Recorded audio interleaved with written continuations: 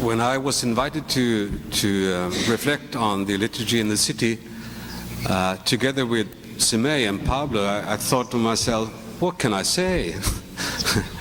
I know this person since many years, and I know how able they are to do what I can't do. So I thought suddenly of not doing a lecture, and suddenly a story came to my mind, and I started to write it down. It's a story where the image and the setting is actually Rio de Janeiro, but the experiences are from my own country, from Sweden. And I would have loved to tell you the story from my heart, not having papers. But since my English is my second language, I need to have it written down. So excuse me for that. But I would like to stand up.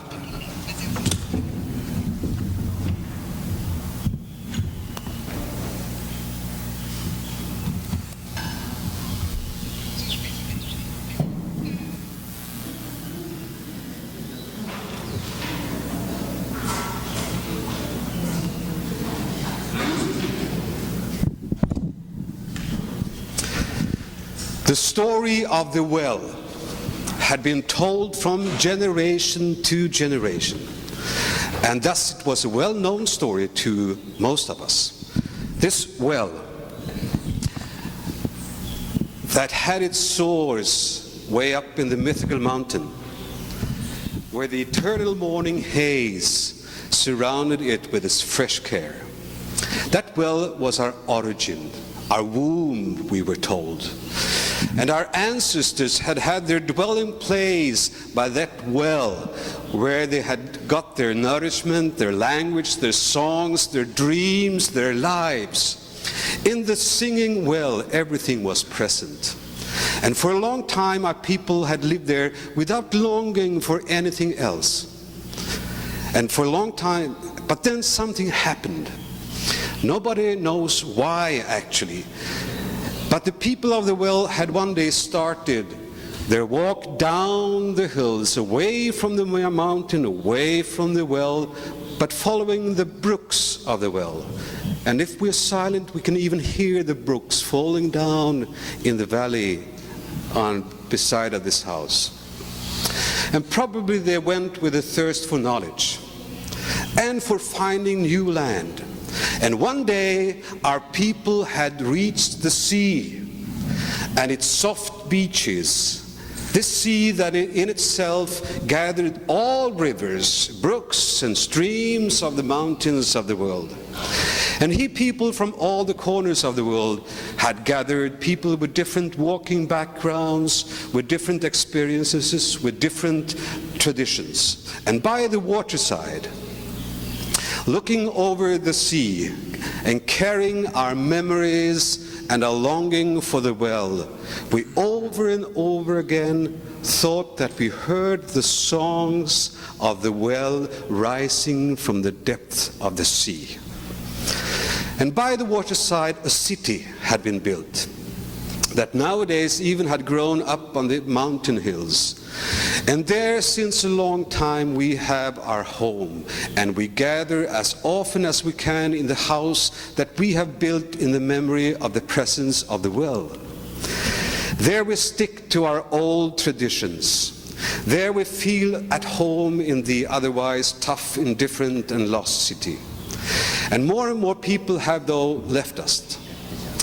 And the fewer we have got, the more important it has become to stick to this safe and ingrained language of the well. And we all long for the true streams of the well. One day they will flow through the city, and everybody will be wakened by its power and slake their thirst in the life-giving water of the well. What now is hidden will then be revealed. With such words, about the coming flow of the well, we encourage one another when we feel disillusioned. Our community has even got a name. We call ourselves the guardians of the well. Some of us call themselves wellologians. They are highly respected experts on the well and its origin, and they devote their lives to well research and write their theses about the story of the well and its importance. There are not many of us that actually read what they write. But their theses are essential for our interpretation of our tradition. Some time ago, something very strange happened. One morning, when the people of the city woke up, they discovered a new, shimmering and beautiful island way out in the sea. And nobody understood where it came from. Some people said it had always been there, but that the haze of the sea had hidden it to us. Nevertheless, one morning it was there. This attractive and beautiful island. And right in the middle of the island there was a mountain, and over the mountain there was a shimmering morning haze. And those who had come close to it said that they had heard a faint sound of murmuring water from inside the mountain, like the singing from a murmuring well. Oh, what a joy wasn't this to us in the guardians of the well. The well, our origin, our womb, and our goal of our lives had at last revealed itself to us again. And this filled us with such confidence and encouragement. Many of the wellologians were not as joyful as we were. And they went back to their sources and said that this island and its gushing spring had nothing to do with the original well. And this sad message made some more of us to leave the community of the guardians of the well. And soon the island had become such a natural part of our environment that made its mythical attraction less important. We stuck to the original well. A new well would not be part of our lives. But there were other people in the city who were fascinated by the island. And they even accused us of not keeping up to our task, that we did not have language or knowledge enough in order to understand the revelation of the well in the city. But most people didn't care about us. They left us alone with our old liturgies, hymns, and prayers. But more and more people started to talk about the island and its gushing spring. With different expressions, they tried to describe their longing for the mysteries of the island. And these expressions penetrated the different cultural layers of our society. The strong and noiseful rock music that attracted our children and grandchildren had become such an important expression to more and more people. To us in our community, it was seen as a cultural monster, unsensitive in its expressions and commercial and dangerous in its seductive and noiseful presence. It had created a culture which we said glorified perverted lifestyles. The other day, though, something very strange happened. There was a rock concert on the hill outside the city. Young people had gathered with their ragged clothes, their screaming guitars, and their loud loudspeakers, and the mountain of the city was the right place to have such a concert and overlook over the island, they said, and that's why they had arranged this rock concert on the hill. And the music penetrated the city. We couldn't protect ourselves against this loud and screaming sound, and our intercessional prayers for our children drowned in this dreadful noise. And up there on the mountain, we could even glimpse the lustrous bodies dancing to this inciting rhythms of the music. Then some of our younger wellologians decided to go there to see what could be done. They never came back. Afterwards, testimonies talked about what had happened. The young Vallelodians had been caught by the great view over the sea and the island, and the music had helped them to see it even clearer, they said. They had joined the rock party. They had talked to the musicians, my goodness. They had joined the dancing, had listened to the music and its lyrics, and had shared the joy and the fascination of this kind of community. And suddenly something very strange happened. A female pop singer sang a moving ballad, "When You Believe." And suddenly it was as if the singer and these young Vallelodians had got wings. And from the top of the mountain, they flew out over the city towards the island, where they landed on the mountaintop and disappeared behind its ridge. The music stopped, and everybody stared at this strange drama. And in the midst of the silence, it was as if they faintly heard the murmuring song of a well. Our old Vallelodians say that things like that cannot happen. The testimonies are not reliable. Probably people had taken drugs, they say. Well, they might be true. But some people treasured what they had seen and pondered it in their hearts. Some women among us began to question our traditional language in our liturgies and prayers. They claimed the importance of not giving a gender to the well.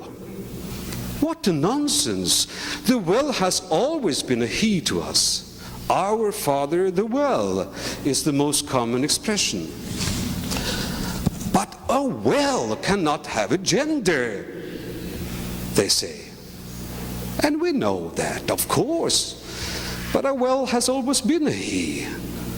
But these women say that such a language may become an obstacle to many people in their searching of faith, especially in this city, where most fathers are gone from their families. Actually, it is mostly the women among us who have shown their interest in the mystical island. They have started a special women's project where they weave a huge web of all the words that they can help each other to find, which describe their faith and their longing for the songs of the well. They say that they will weave a cloth all the way to the island. And the fact is that the web is quite long already. An impossible and meaningless task, the old Vallelodians say. I don't know. Women are remarkable. Anything can happen when they get together. By the seashore, people have gathered lately who in privacy turn to the islands in stillness and silence. They meditate, they say. The words are not important anymore, but the stillness. They need these moments in order to survive in the hectic life of the city, they say. They say that every person carries within him or herself a gushing spring from the original well. In the stillness, in the silence, and the meditation, they are able to reach the calm waters of the well, and there, in the calmness of the depth, they get essential power, strength, which they need for the active life on the surface. We simply think that they are quite wishy-washy in their way of talking about their experiences. There's too much of an odor of incense from the east about them. Mantra is the word, they say. We never needed a mantra. The well is enough for us. But they don't listen to us anymore. And the crowd of these people grow, actually. They have at least taught us to care about silence. Because we need it. in our noiseful city, which never comes to stillness. Some of those people who have left us have become artists, poets, and authors. They left us because they felt that there were no place for them in our community. They say, well, generally they live a very simple life, creating their art far away from the middle-class life that many of us have. I once asked one of them why they live the way they do. And the odd answer I got was, do flowers know why they bloom? Many of these artists had given a lot of their time to describe the island and its content, and they do it in their own artistic way. Many of us do not understand anything of their works. The works would of course never suit in our well house. Some of our old well-theologians even accused them for creating distorted descriptions of the well that could not be accepted. But those artists shook their heads and said that the time of the well-theologians is gone. The friends of the well do not exist only among the guardians of the well, they say. The well belongs to everybody. And with their art, they will one day build a bridge to the island and to the well of the mountain. And you know, the other day we saw something quite remarkable one morning. From the tongue of the land of the artists, a strange monument could be seen. With an airy transparency, a huge bridge rose from their land towards the mountain of the island, where it went down behind the ridge. And the bridge was full of stories and colors, pictures and poems, and on the bridge the artists walked and danced and played around back and forth. It was quite a remarkable view. And you know, it actually looked like a rainbow. By the time, more and more different kinds of people have gathered. Many of them have brought their own well traditions and their own communities similar to the guardians of the well.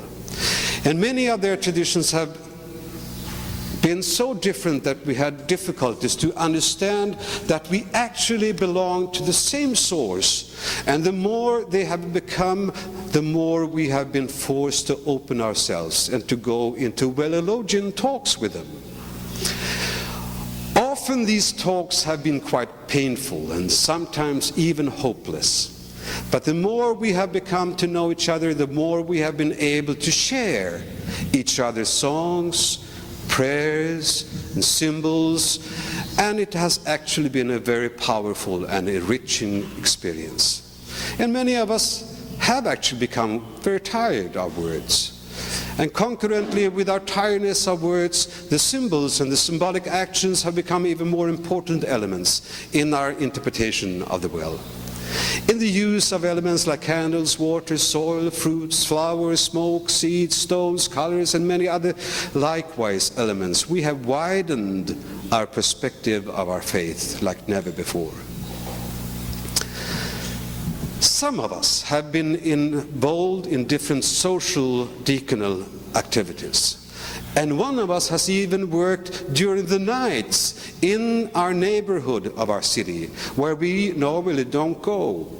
Actually, no one has really known what she has been doing and with what kind of people she has been in touch with. Thus, we were all quite astonished, even perplexed, when she one evening at one of our meetings came in the company of hundreds of ragged-clothed people with a very odd behavior.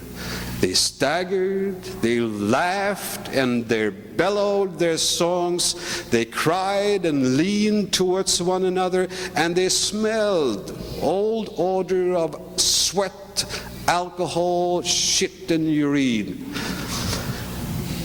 It was a most shocking experience. Many of us couldn't stand it and left.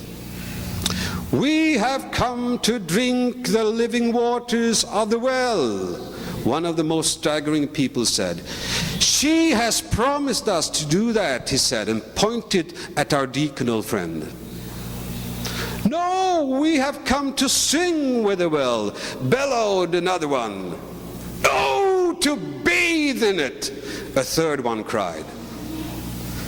This is the place of prayer, not a bar where anything may take place, some of us said, while we tried to get rid of this stinking squad.